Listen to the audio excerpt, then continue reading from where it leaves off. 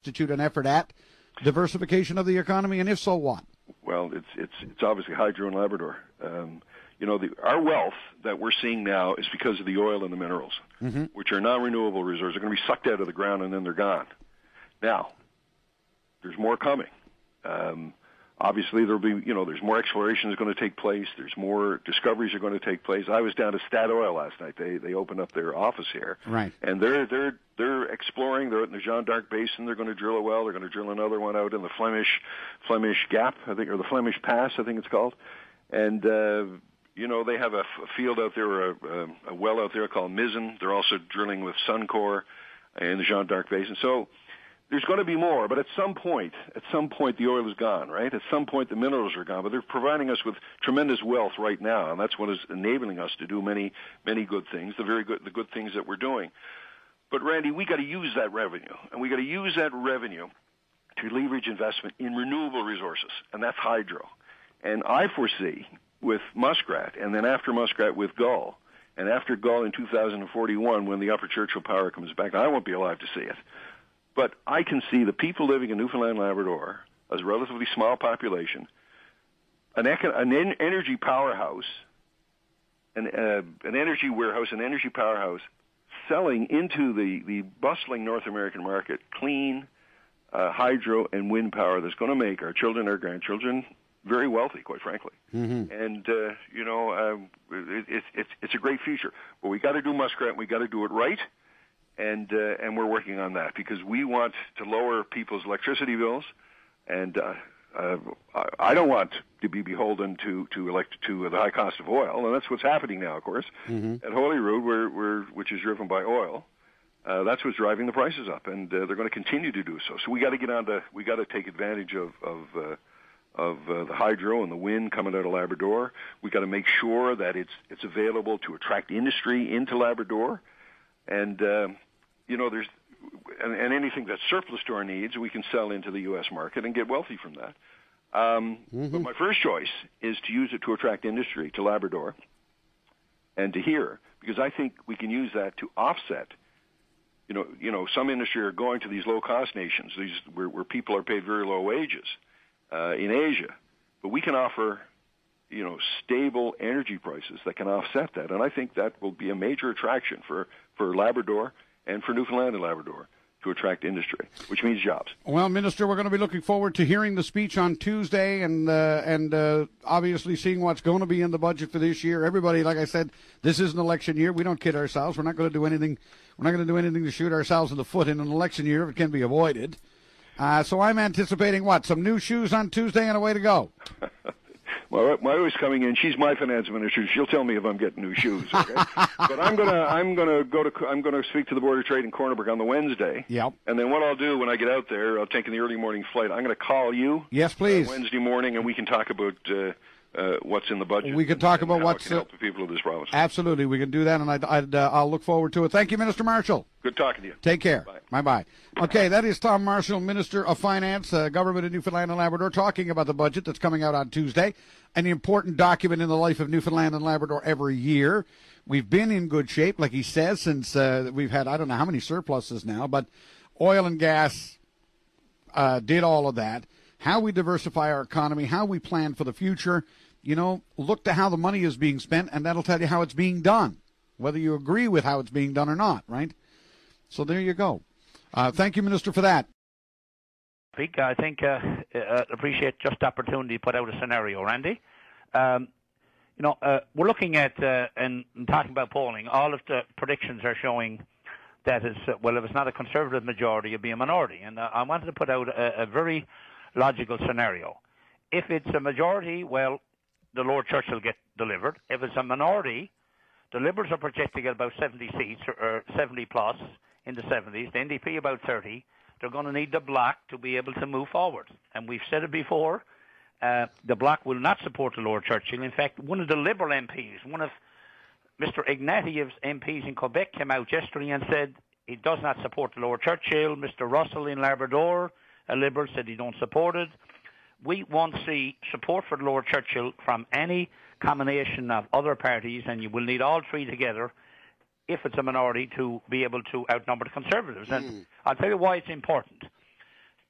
and we've heard proposals are going through Quebec. So Quebec hasn't come to the table with proposals. It's important that we move an avenue, a corridor for our power to get it out of Newfoundland and Labrador to markets into other provinces and into the United States.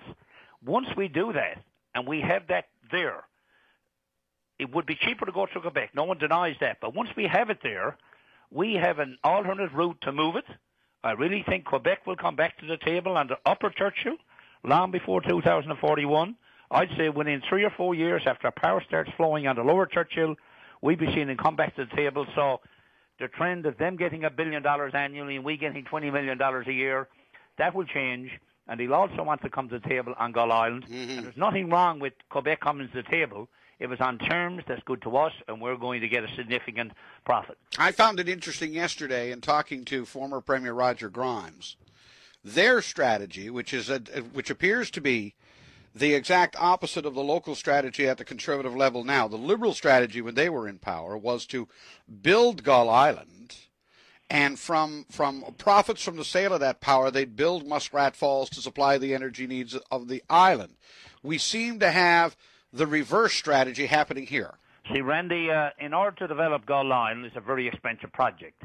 There's 2,200 and about 60 megawatts on Gull Island. There's 824 on Muskrat Falls. Yeah.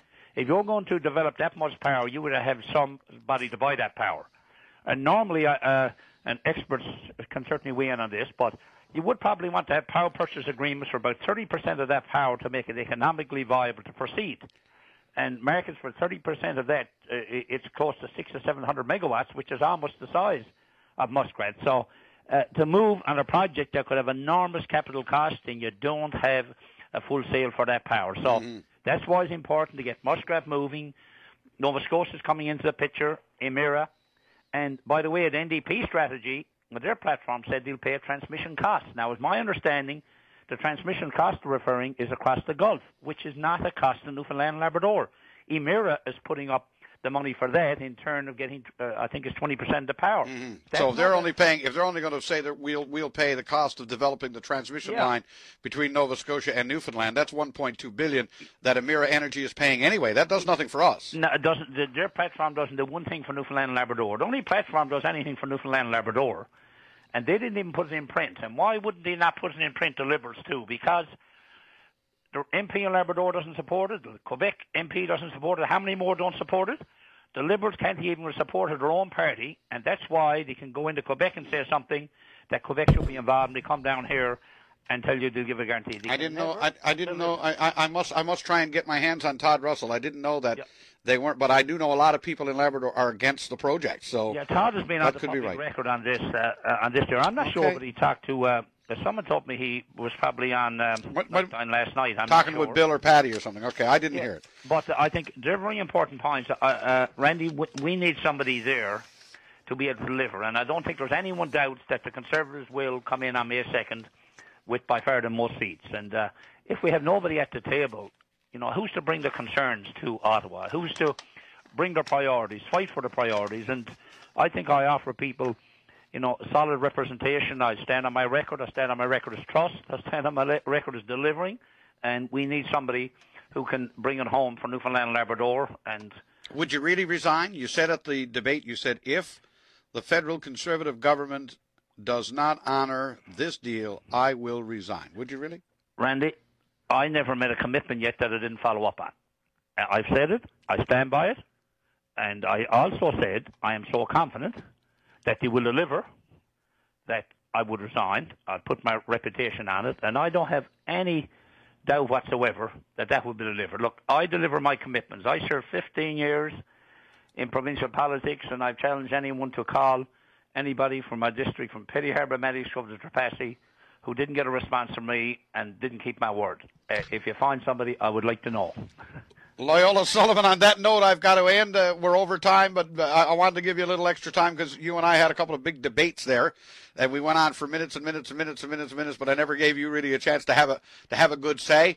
We let you do that this morning, and I'm looking forward to the rest of the campaign. We'll talk to you, no doubt, next week as this thing heats up, because I think since the debates, people are starting to pay a little attention, aren't they?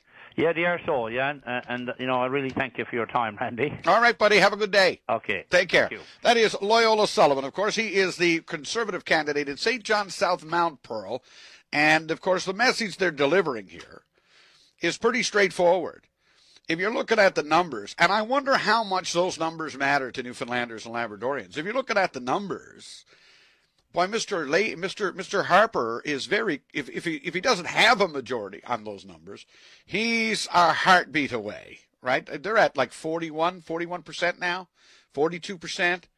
So if you see the boat is leaving the dock and the HMCS conservative government is sailing away, shouldn't we have somebody on the crew? Do you strategically think like that when the time comes to vote, if you feel that way? What are your thoughts?